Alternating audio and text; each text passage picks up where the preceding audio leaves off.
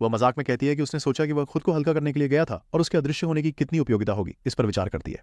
इसके साथ वह मजाक करती है कि वह बिना देखे अपना काम कर सकता है। किंग फेंग ने उसे बीच में रोक दिया, स्पष्ट रूप से इस अजीब बातचीत से खुश नहीं है। वह उसे ध्यान केंद्रित करने और जल्दी करने के लिए कहते हैं। उन्हें गोल्ड टियर बॉस मॉन्स्टर तक पहुंचना है। उसी समय शेल टाउन में जमीन चमकने लगी और तभी किंग फेंग की बहन एक हीलर के रूप में प्रकट हुई।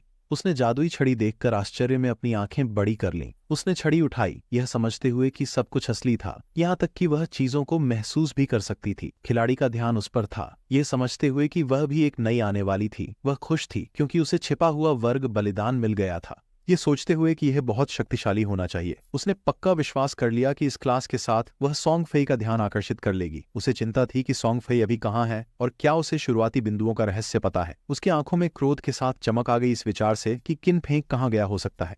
वह हमेशा पूरे दिन उसकी देखभाल करता था, लेकिन जब महत्वपूर्ण क्षण आया तो उस पर बिल्कुल भी भरोसा नहीं किया जा सकता था। उसने इस बारे में सोचना बंद कर दिया क्योंकि अब उसके पास छिपी हुई क्लास थी और जियांग वेई ने उसे स्तर बढ़ाने में मदद करने का वादा किया था। अब से किंग फेंग को खुद ही संभालना होगा क्योंकि वह उसकी चिंता नहीं करने वाली थी। उसकी नजर लीडर बोर्ड पर टिक गई। यह देखकर वह स्तब्ध रह गई कि रैंक 1 शैडो स्तर 6 पर था। वह फ्यूरियस थी क्योंकि जांग वेई केवल स्तर 3 पर था और फिर भी अपने शक्तिशाली होने का घमंड करता था।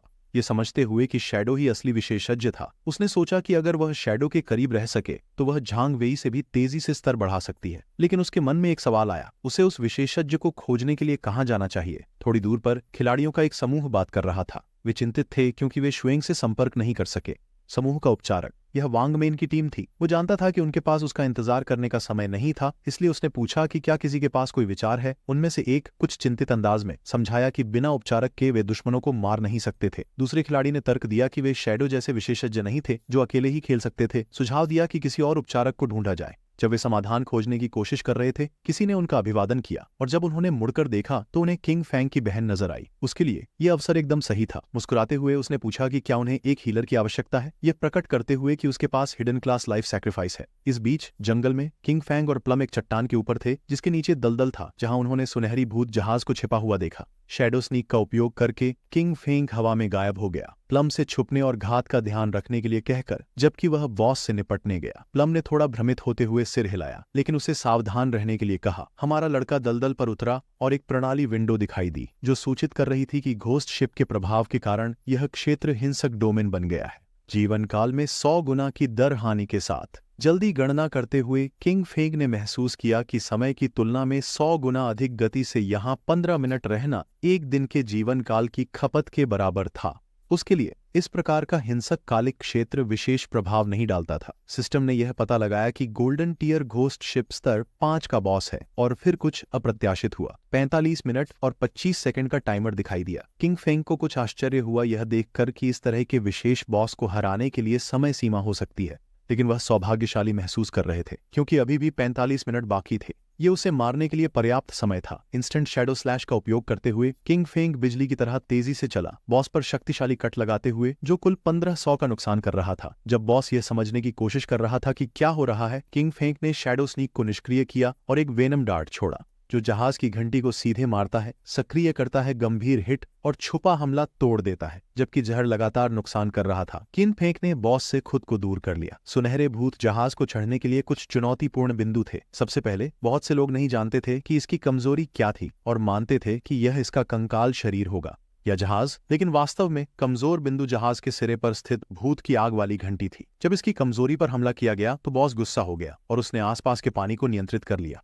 बॉस ने एक बड़ा ये हमला तैयार किया जिससे पानी के स्तंभ उभरने लगे। हमलों से बचते हुए किंग फेंग बॉस के करीब आने लगा। पानी के स्तंभों का नुकसान असामान्य रूप से अधिक था और प्रारंभिक चरण के योद्धा जो चांदी के कवच पहनते थे मुश्किल से एक आघात सह सकते थे। वह खुश था क्योंकि उसकी शैडो क्लास में उच्च फुर्ती थी, नहीं तो वह बच नहीं पाता। उसी समय दलदल से हाथ उभरे, भूत के रूप में जाने जाने वाले सड़ते झोंबी सतह पर आने लगे। किंग फेंग को याद आया कि जैसे ही एओई हमला खत्म होगा, बॉस 12 सड़ते हुए जल भूतों को बुलाएगा जो प्रत्येक चांदी स्तर की क्षमता रखते हैं। शैडो स्नीक की वजह से भूत किंग फेंग की उपस्थिति को नहीं पहचान सके क्योंकि वह उनके बीच में ही खड़ा था। 12 सड़ चुके पानी के भूत उग्रता से हमला करने वाले थे और अधिकांश दल उस समय तक फ्रेंजी में होते, और यदि यह पर्याप्त नहीं था तो स्वर्ण भूत जहाज हर 3 मिनट में एक सड़ा हुआ पानी का भूत बुलाता। यदि आप उन्हें निपटाने में पर्याप्त तेज नहीं थे तो उनकी संख्या केवल और बढ़ती जाती, जिसके परिणाम स्वरूप पूरी पार्टी का सफाया हो सकता था। लेकिन चूंकि वह उसमें रहा था, शुरुआत से ही दिखने वाला, वे उसे नहीं देख पाएंगे। उसे केवल सही कोण खोजना था। इंस्टेंट शैडो स्लैश का उपयोग करके उसने तेजी से चलना शुरू किया और एक बार में सभी भूतों को नष्ट कर दिया।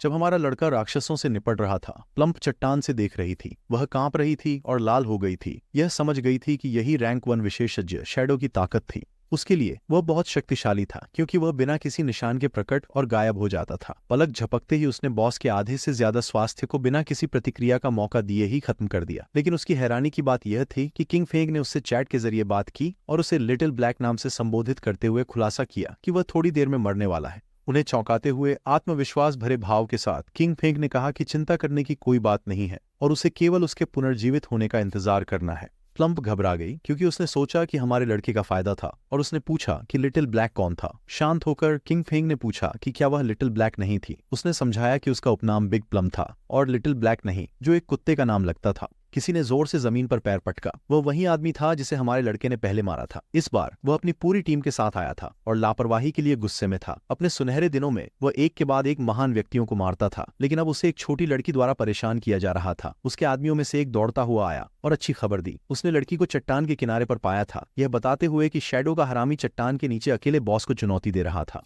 नेता संकल्प से भरा था और सोचा कि वे उसे मार सकते हैं, क्योंकि इस बार वह अपनी पूरी टीम के साथ आया था। दलदल में बॉस गुस्से में था और जहाज की घंटी चमक रही थी। किंग फेंग चरण 4 में था और उससे निपटना सबसे मुश्किल था। बॉस ने चप्पू उठाया, जिससे शक्तिशाली लहरें उत्पन्न हो गईं। जब उसका आधा स्वास्थ्य रह गया तो उसने विशाल आत्मा उभार का प्रहार किया। लहरें दलदल में फैलने लगीं, जिससे प्लम की आंखें डर के मारे फैल गईं। आत्मा उभार ने हमारे लड़के की अदृश्यता कौशल को अक्षम कर दिया और उसके पैरों के नीचे कुछ उभरने लगा। अगले ही क्षण एक शक्तिशाली विशाल जलस्तंभ ने उसके शरीर को जकड़ लिया, जिससे दावणसित नुकसान हो गया। सिस्टम ने उसकी मृत्यु की पुष्टि की। हमारे लड़के ने 326 साल की अप्रवर्तनीय आयु और 1087 दिन की प्रवर्तनीय आयु खो दी। नेता, जो चट्टान पर था, इस सोचकर प्रसन्न था कि कई बार विशेषज्ञ कहे जाने के बाद राजा फेंक अभिमानी हो गया था। उसके लिए हमारा लड़का मूर्ख था, जो ये विश्वास कर रहा था कि वह अकेले एक गोल्ड बॉस को चुनौती दे सकता है। किंग फेंग की आयु भूमि पर पड़ी देखकर वह और उसके आदमी पागलों की तरह उसकी ओर दौड़ने लगे। उन्हें नहीं पता था कि शैडो इतना धनी था। यह समझते हुए कि इतनी बड़ी रोशनी की गेंद में कम से कम 100 दिन की आयु होनी चाहिए, उन्होंने सोचा कि अब जब बॉस की स्वास्थ्य कम है तो उसे मार डालें और साथ ही हमारे लड़के की आयु भी इकट्ठा कर लें। लेकिन जैसे ही उन्होंने एक और कदम उठाया, वे आकाश में प्रकट हो गए। नेता असमंजस में था, यह नहीं जानते हुए कि क्या हो रहा है। वह और उसके लोग शेल टाउन वापस टेलीपोर्ट हो गए। वे निराश महसूस कर रहे थे। यह समझ नहीं पा रहे थे कि यह बॉस इतना शक्तिशाली क्यों था और खिलाड़ी शैडो ने इसे कैसे इतने कम स्वास्थ्य तक पहुंचाया। कुछ लोग गुस्से में थे, क्योंकि दलदल में प्रवेश करने के तुरंत बाद बॉस ने पानी के स्तंभ से उन्हें तुरंत मार दिया था। इस बात का उल्लेख नहीं कि दलदल छोटे मोब्स से भरा हुआ था। उनके लिए इसे लड़ने का कोई तरीका नहीं था। नेता ने दांत भींच लिए और इसे मानने से इनकार कर दिया। उन्हें भारी नुकसान हुआ था, इसलिए उसने अपने लोगों को आदेश दिया कि वे उसका अनुसरण करें, क्योंकि वह फिर से प्रयास करना चाहता था। इसी समय कोई कूदा। यह किंग फेंग था, जो पहले ही दलदल में लौट आया था। वह जमीन पर इतनी सारी जीवन अवधि गिरती हुई देखकर थोड़ा भ्रमित हो गया। चैट का उपयोग करके उसने लिटिल ब्लैक को सूचित किया कि वह पहले ही वापस आ गया है, और यह भी पूछा कि वहां इतनी जीवन अवधि की लाइट ऑन ऑर्ब्स क्यों है। लिटिल ब्लैक ने यह देखकर कुछ आश्चर्य व्यक्त किया कि वह इतनी जल्दी वापस आ गया था, यह बताते हुए कि आयु समूह के उन लोगों की थी जिन्होंने शोर शराबे से बॉस के खिलाफ हमला किया था, लेकिन पानी के खंभे से मिटा दिए गए थे। किंग फेंग मुस्कुराए बिना नहीं रह सके, यह देखकर कि उन्होंने अपनी ताकत को अधिक आंका था। लेकिन फिर उन्हें याद आया कि उनके पिछले जीवन में वह भूत जहाज के कारण बहुत पीड़ित हुआ था। बॉस अभी भी उस क्षेत्र में घूम रहा था। किंग फेंग ने इसे देखना शुरू किया, यह जानते हुए कि गोल्डन भूत जहाज केवल एक बार अचल कौशल का उपयोग करेगा, इसलिए इसकी बाकी की सेहत को संभालना बहुत आसान था। जब इसे आधी से कम सेहत पर नुकसान होता था तो एक निश्चित संभावना थी कि यह गायब हो जाएगा और दूर कहीं फिर से प्रकट होगा। इसे मारना सामान्य खिलाड़ियों के लिए बहुत मुश्किल बना देता है। एक और सेकंड बर्बाद किए बिना किंग फेंग ने एक जहरीला तीर चलाया, जो सीधे जहाज की घंटी पर लगा। बॉस गुस्से में आ गया और दूसरा हमला करने की तैयारी करने लगा। ये देखकर किंग फेंग ने शैडो स्नीक का उपयोग किया और अदृश्य हो गया। बॉस की हरकतों को ध्यान से देखने के बाद किंग फेंग ने इंस्टेंट शैडो स्लैश का उपयोग किया और तेजी से हमला किया, क्योंकि उसने पहले ही उसकी चालों का पैटर्न समझ लिया था। नेता और उसके आदमी फिर से चट्टान पर आ गए। उनमें से एक ने अपने बॉस को सूचित किया कि किंग फेंग फिर से बॉस से लड़ रहा था। यह सुनकर उसने दोनों को खत्म करने का मौका खोजने का फैसला किया। यह देखकर कि मूर्खों का समूह फिर से परेशानी करने लौट आया है, लिटिल ब्लैक को गुस्सा आ गया। शैडो बॉस को मारने वाली थी, इसलिए उसने फैसला किया कि इन कमीने को भागने नहीं दिया जाएगा। उसने जादुई छड़ी को कसकर पकड़ा और ध्यान केंद्रित किया, जिससे बिजली प्रकट हुई। जादुई छड़ी से बिजली की कड़क निकली जो उन आदमियों पर गिरी। उनके शरीर जल गए और बाकी लोग हैरान रह गए। नेता ने कुछ गुस्से में पूछा कि उसे कौन हमला कर रहा था। उसके आदमियों में से एक ने उंगली से छोटी ब्लैक की ओर इशारा किया, यह बताने के लिए कि यह वही थी। उसने जमीन से अपनी कुल्हाड़ी उठाई और अपने आदमियों को उसे मारने का आदेश दिया। यह देखकर लिटिल ब्लैक की आंखें डर से भर गईं। उसने मदद मांगते हुए दौड़ना शुरू कर दिया। नेता और उसके आदमी उसका पीछा करने लगे, उसे मारने की कसम खाते हुए। क्षेत्र से दूर नहीं, एक आदमी जो एक पेड़ के पीछे छिपा हुआ था उन्हें देखने लगा। वह अकेला नहीं था, उसके पीछे एक और आदमी था। जैसे ही उसने देखा कि लिटिल ब्लैक और अन्य लोग पास आ रहे हैं, वे फिर से पेड़ के पीछे छिप गए। दलदल पर वापस किंग फेंग ने बॉस से खुद को दूर किया। उसकी नजर उस पर टिकी रही, यह समझते हुए कि वह लगभग मर चुका था, लेकिन यह वही था जो उसने अपेक्षित किया था। केवल स्तर 5 का बॉस होने के बावजूद गोल्डन घोस्ट शिप को अकेले मारना मुश्किल था। उसे पता था कि उसका नुकसान बहुत कम था। लड़ाई बहुत लंबी हो चुकी थी, जिससे कई लोग देखने के लिए आकर्षित हुए थे। यह देखकर कि चट्टान पर लोग थे, उसने समझ लिया कि वे वही लोग थे जो अभी मरे थे। इसके अलावा उसने देखा कि दलदल के पास भी एक समूह था जो उसका मालिक को मारने का इंतजार कर रहा था, ताकि वे उसे मारकर उसकी लूट छीन सकें। जहर का असर बॉस पर होने लगा, जिससे उसकी आंखें चमकने लगीं और ज्यादा समय नहीं बीतने पर उसका शरीर गायब होने लगा। सिस्टम ने गोल्ड ग्रेड के गोल्डन घोस्ट शिप की मृत्यु की घोषणा की। किंग फेंग को 2800 अनुभव अंक इनाम में मिले। वह स्तर 8 पर पहुंच गया। उसे 7 विकास अंक और 216 दिनों का व्यापार योग्य जीवन काल प्राप्त हुआ। हमारे लड़के ने शैडो स्नीक को सक्रिय किया। यह एक अच्छा सपना था, लेकिन दुर्भाग्य से उसने गलत अनुमान लगाया। एक सामान्य सिस्टम सूचना हर जगह सुनाई दी, जिससे पता चला कि शेल टाउन से खिलाड़ी शैडो सर्वर पर पहला था जिसने गोल्ड ग्रेड बॉस को मारा। उसे 3 प्रतिष्ठा अंक मिले। सभी खिलाड़ियों का ध्यान यह सूचना खींच लिया। कोई नहीं जानता था कि शैडो कौन था या वह इतना शक्तिशाली क्यों था। अन्य नाराज थे क्योंकि पहले व्यक्ति को जो सोने ग्रेड बॉस को मारता उसे हान शिन की टीम से होना चाहिए था। शहर शैल टाउन में वांग मंग सिस्टम नोटिफिकेशन को उलझन में देख रहा था, क्योंकि शैडो अभी अभी तांबे के बॉस से खुद लड़ाई कर रहा था। केवल थोड़ा समय बीता था और उसने पहले ही एक स्वर्ण बॉस को अकेले ही हरा दिया था। वह नहीं जानता था कि शाह और बाकी लोग भी बहुत अच्छे थे। राजा फेंग की बहन की आंखों में दृढ़ता के साथ चमक आने लगी, यह समझते हुए कि वास्तव में शैडो सबसे मजबूत था। उसने सोचा कि यदि शैडो उसकी मदद करके उसे लेवल ऊपर करे तो वह भाई सॉन्ग फेई से मिल सकेगी। बॉस का शरीर गायब हो गया, जिससे उम्र और लूट जमीन पर रह गई। वृक्ष के पीछे छिपे समूह के मुखिया ने देखा कि बॉस ने बहुत सारा लूट गिराया है, तो वह मुस्कुरा उठे। एक शैतानी अभिव्यक्ति के साथ उन्होंने महसूस किया कि शैडो ने लूट को उठाए बिना अदृश्यता का उपयोग करके खुद को छिपा लिया था, यह समझते हुए कि उसे उससे सावधान रहना चाहिए।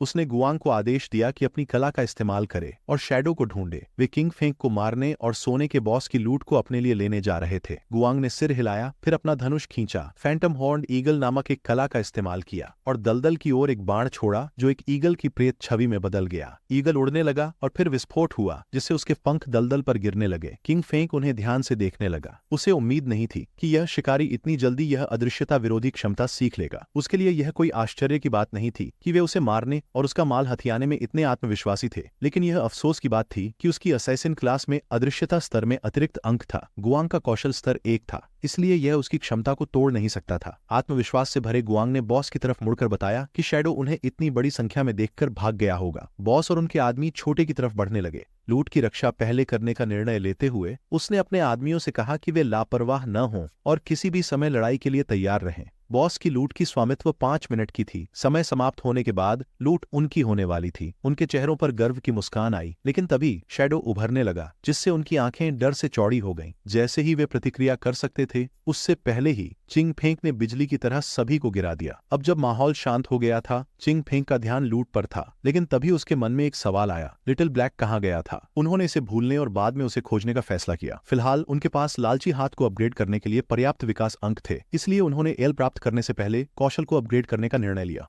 लोभी हाथ हीरे की गुणवत्ता से महाकाव्य बन गई। इसे राक्षसों के शवों पर इस्तेमाल किया जा सकता है। अतिरिक्त लूट प्राप्त करने की संभावना 220% से 300% तक है। अतिरिक्त लूट के एक स्तर ऊंचा होने की 100% संभावना थी। हमारे लड़के ने लूट उठा ली। वह 100% संभावना का उपयोग करके सारी रोशनी को एकत्रित करने और उन्हें निचोड़ने के लिए दृढ़ था। लालची हाथ ने लूट को अवशोषित करना शुरू कर दिया, जिससे किंग फेंग के चेहरे पर मुस्कान आ गई। जंगल से एक चमकीली रोशनी निकलने लगी और लालची हाथ का उपयोग करने के बाद उसने 21 विकास अंक और 648 दिनों की विनिमय उम्र प्राप्त की और 2 विशेष वस्तुएं जिनका नाम है ghost fire bell. King Feng की आंखें आश्चर्य से खुल गईं जब उन्होंने देखा कि उन्हें 2 घोस्ट फायर बेल प्राप्त हुई हैं। यह एक विशेष वस्तु थी। इसे लगाने के बाद किंग फेंग को मरने पर उम्र नहीं खोनी पड़ेगी। 15 से 60 सेकंड के कूल डाउन समय के साथ इसमें 2 कौशल थे, एक निष्क्रिय और एक सक्रिय। आत्मा अवशोषण निष्क्रिय था। राक्षसों को मारते समय गिराए गए आयु की मात्रा 20% से बढ़ जाएगी और एक ही समय में 2 घोस्ट फायर बेल्स होने से यह प्रभाव दोगुना हो जाएगा। सोल शॉक एक सक्रिय कौशल था। वह सभी दुश्मनों को 3 सेकंड के लिए 100 मीटर क्षेत्र में गतिहीन करने के लिए घंटी बजा सकता था। इसके लिए 512 सेकंड का कूलडाउन था। घोस्ट फायर बेल को उपकरण नहीं माना जाता था। यह एक वस्तु थी। ये 2 उपकरण स्लॉट्स नहीं लेती थी और 2 घोस्ट फायर बेल्स केवल एक इन्वेंट्री स्लॉट में आती थी, जिससे यह बहुत सुविधाजनक हो जाता था। जब वह ध्यान भटक गया तो लिटिल ब्लैक ने चैट के माध्यम से उससे संपर्क किया, उसे बचाने के लिए आने को कहा। शैडो सतर्क हो गया और चिंतित चेहरे के साथ पूछा कि वह कहाँ है।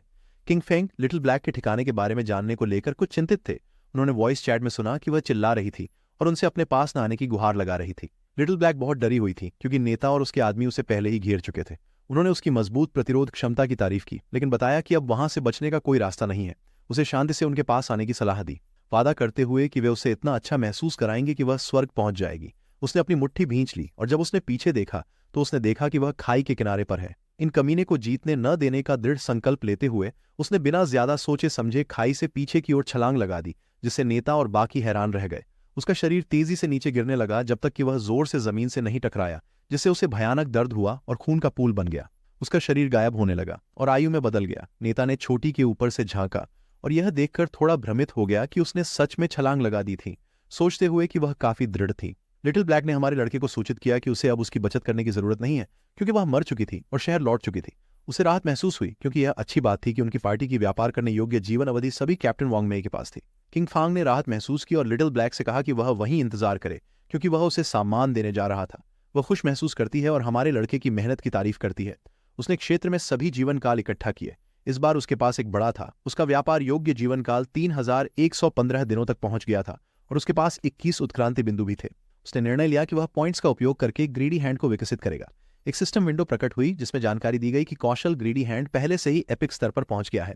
इसे विकसित करने के लिए 10 गुना अधिक विकास बिंदुओं की आवश्यकता थी। सिस्टम ने पूछा कि क्या वह इस स्किल को विकसित करने के लिए 210 विकास पॉइंट्स खर्च करना चाहता है। किंग फेंग को कोई आश्चर्य नहीं हुआ। उनके लिए यह अपेक्षित था। यह इतना सरल नहीं था। स्किल का स्तर जितना ऊंचा होता है, उसे विकसित करने के लिए उतने ही अधिक विकास पॉइंट्स की आवश्यकता होती है। उन्होंने इसे भूलने और पहले अपने आक्रमण कौशल को बढ़ाने का फैसला किया, क्योंकि जितना अधिक उनका नुकसान होगा उतना ही शक्तिशाली बॉस वे सामना कर सकते थे और इस तरह वह बेहतर लूट प्राप्त कर सकता था।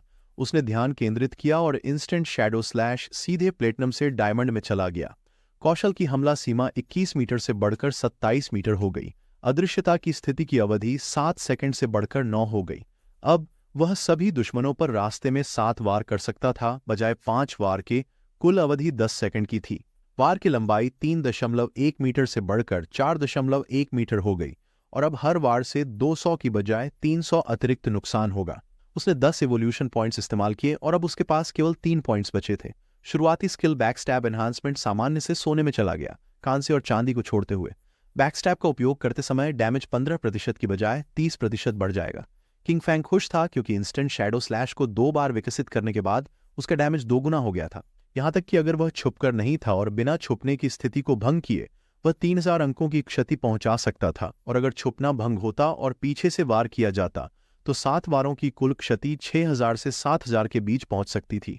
सिस्टम विंडो का उपयोग करके हमारे लड़के ने अपनी क्षमताओं का विश्लेषण शुरू किया। उसे याद आया कि गोल्ड टियर बॉस ने 2 से 4 सिल्वर उपकरण छोड़े, जिसमें गोल्ड उपकरण के गिरने की थोड़ी संभावना थी। अब लालची हाथ के प्रभावों के कारण उसे 11 सोने के उपकरण और कौशल पुस्तकें मिली थीं, 2 प्लेटिनम उपकरण और 1 प्लेटिनम कौशल पुस्तक। ये लूट बिल्कुल खराब नहीं थी, क्योंकि इनमें से 3 का उपयोग हत्यारे प्रकार के लोग कर सकते थे।